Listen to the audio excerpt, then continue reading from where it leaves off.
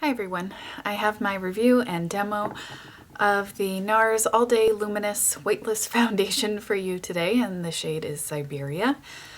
I am, for reference, my skin tone and skin type. I'm about between NC5 and NC10. My neck and chest and body, basically, are lighter than my face due to my freckles and whatnot. So I do try to match a little bit closer to my neck and chest so it's a little bit more seamless. I have some issues with redness. I'm acne prone.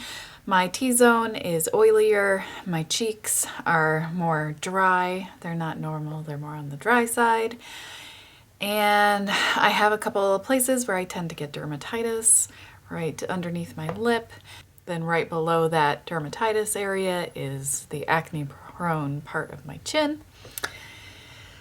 I have had an issue for several years now where applying foundation tends to settle into my pores. The way I usually work around that is by certain formulas just work better for me, and in addition to that, I also get the best results applying with a sponge like a beauty blender or the Real Techniques Miracle Complexion Sponge.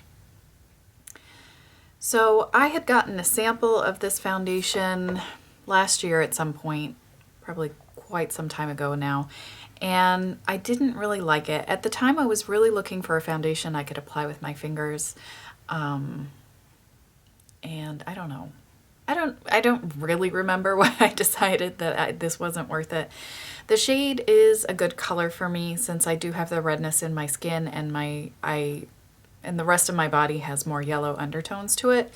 Not super strong yellow, but it's definitely on the yellow side. I wouldn't even go so far as saying neutral. I really do think it's more on the yellow side. So that color is good for me. The formula, when I tried it, I felt like it was not worth purchasing. So I do have the Sheer Glow formula in Siberia, and Sheer Glow, while I like the color, it breaks down on me really fast, and I just can't figure out a way to make it stay on my face. And when it breaks down, sometimes it can wear away but leave little polka dots where it's still in my pores, and it's not a good look. So I don't wear it that often anymore, especially now that I've found better options.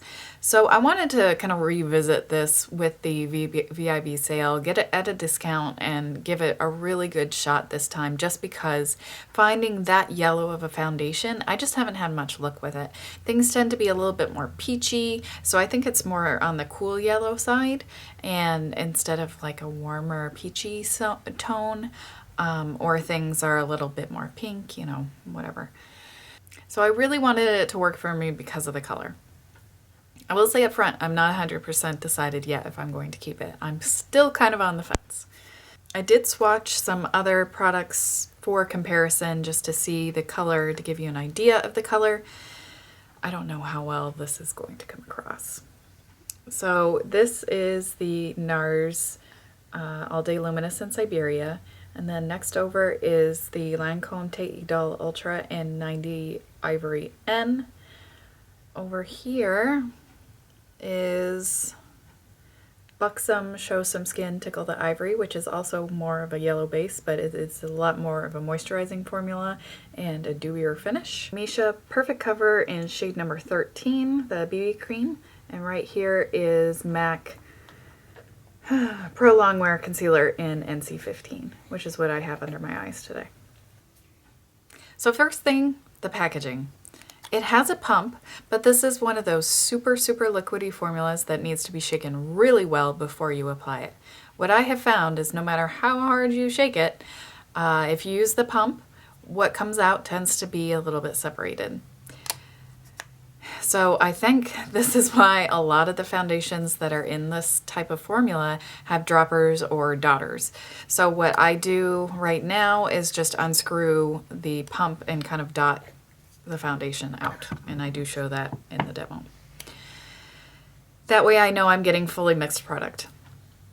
So there are a lot of things that I need to do in order to make it look good on my skin. And that's kind of why I'm on the fence about it. I have to use a mattifying primer, apply it with a beauty blender that's very dry, damp, but as dry as I can get it basically, and then set it with a powder using the beauty blender, like a loose setting powder. If I don't do those, it will wear away really quickly. If I don't set it with a powder, it will get very dewy very quickly. And if I use my fingers as opposed to the beauty blender, I tend to get a little too much product and it tends to look very dry and aging on the areas where I have the most visible pores. That's also on the dry side. So it's similar to how I can get really long wear out of my Lancome Teint Idole Ultra in kind of a high maintenance application, but the color is a little bit better for me. So it's like, I think I'm willing to put the extra work into it, but I'm not 100% sure, because it's one of those foundations where I feel like I'm not guaranteed to get a good result every time I put it on. I feel like it's very much depending on how my SPF is sitting on my face that day, if it's been too long since I put the SPF on, that kind of thing. So for me, I feel it's very, very sensitive to a lot of things and can go wrong if I don't do just the right order with just the right products and that kind of thing. So I have used it with the Hourglass Veil Primer underneath, which previously was the best primer for me. I feel like the kind of the slip silicone heavy formula of the NARS does not mix well with that Hourglass primer, but it may be because I'm more oily now. I'm not really sure. What I've had the best luck with so far is using the Benefit Porefessional Matte Rescue Gel. And this is similar, I feel, to the formula of Makeup Forever's new primers. So maybe if you already have those, I think maybe it will work with those a little bit better, as opposed to something that's a little bit heavier on the silicones, like the Veil primer and just a traditional, like the classic primer, the Smashbox primer, that kind of thing. The color, I do think, is a good match for me, and as you can see, it is a little bit darker than my neck, but I mean, it's normal to have your face a little bit darker than your neck because your neck doesn't really get much sun. So I feel like it's a fairly natural transition. With my special product setup and special application method, I can get around 8 hours where I still have makeup on my nose. Makeup always breaks down on my nose really quickly, so it's definitely not uncommon for me to have it wearing away between 4 to 6 hours, I would say. So I feel like 8 hours is good. Sometimes it's 10 hours. You know, it so much depends on the weather and how oily I am and whatever. The primers that I've been using lately for my cheeks are the Becca Backlight Priming Filter and also the Burberry Nude Radiance. This is the Fresh Glow Luminous Fluid Base in Nude Radiance. These essentially are the same. They look the same on the skin, I feel, and they work underneath foundation the same. One has a scent and the other doesn't, is the only real difference I can see. So when I apply it correctly in a way that agrees with my skin, as you can see in the zoomed in view, you can't really see the makeup on my skin very much. It doesn't look cakey. It's not settling into my pores. It can be even a little bit smoothing on my more visible pore areas in through here. And overall, I think it looks nice. And so the finish effect is nice. I can sometimes get it to wear well, and I can get it to last a while. So if I can continue to get it to wear well, I think I am going to hang on to it. I'm curious to see if it will continue to work for me through the summer as it gets more humid, because we're just now getting into the more humid part of the year. It's definitely a lot less dry than it was in the winter since I live in Minnesota. Since it's very cold in the winter, it gets very dry in the winter. So my skin is also adjusting from not being pregnant anymore. It's getting more oily again, but my cheeks are remaining pretty dry. So yeah, overall, as you can tell, I'm really kind of conflicted. I like it. I feel like it has a lot of good things working for it, but I also feel that you do have to do a lot of prep. You have to make sure your skin is in good condition. If flakes, anything like that, it's really not going to look good on it. You have to make sure to use just a tiny amount, as little as you can get away with, otherwise it can start looking kind of funky really fast. It's just, I would say, kind of a high maintenance formula, but if you can get the right combination, I feel like it can be really pretty. So I thought I'd just check in after. This has been on about 9 hours now, and I did blot around 4 hours, and I have not blotted since, so just to see kind of how shiny I'm looking, whatever. I also had like a baby with a slobbery hand kind of smack me in the face a few times. So maybe some of that here is wear from that. So I can't prevent that exactly. So I think it can be really useful to look at the makeup after you've blotted, because the shine sometimes hides when it's separated or has broken down a little bit. And so when you get that excess kind of shine and oil off, you can see how the foundation's actually doing.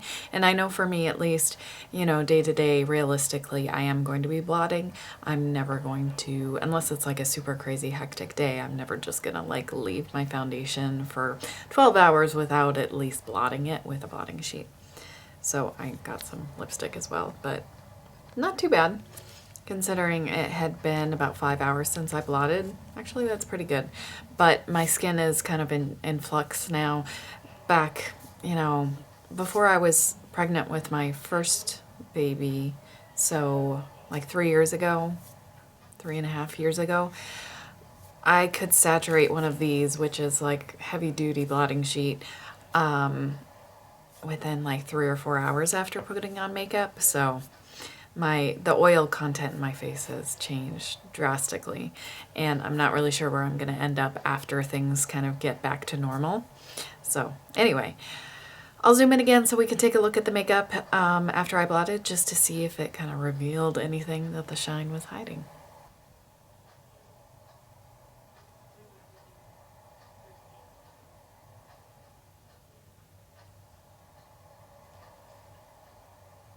This area tends to get pretty cakey looking because of that dermatitis, so it's really difficult for me to get any foundation to look good there.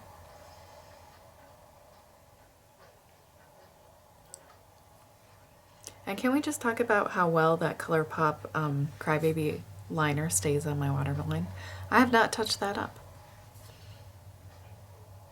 So I think some of that kind of breaking down and separation above my lip, I think some of that is due to the slobbery baby hand, but I don't think he touched my nose. And I really do think that this is just the wear on my nose is how it wore down, where it's kind of, I'm getting that polka dotted effect. And then it's a lot more kind of cakey looking around this area that I have dermatitis. That's really, really hard to get it to look nice. For my preference, I would say this is a little bit more, I don't like how bad it looks right now. That's pretty bad. So that's something that maybe I could have smoothed out before I blotted. Now that I blotted, there's no way any of that is gonna move. That kind of has me leaning the direction of returning it. I really don't like when makeup breaks down that badly.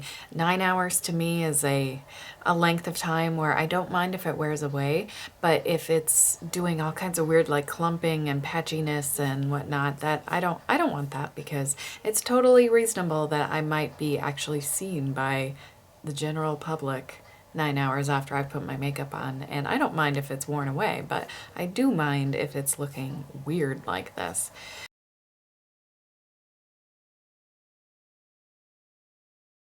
So I think that's everything. Hopefully I covered everything. I feel like there was a lot to talk about in this one, so sorry if it kind of went on for a while, but I really do hope it was helpful. Let me know if you have any other questions or comments. I would love to hear from you. Thank you so much for watching. I hope you're having a wonderful day, and I'll see you soon.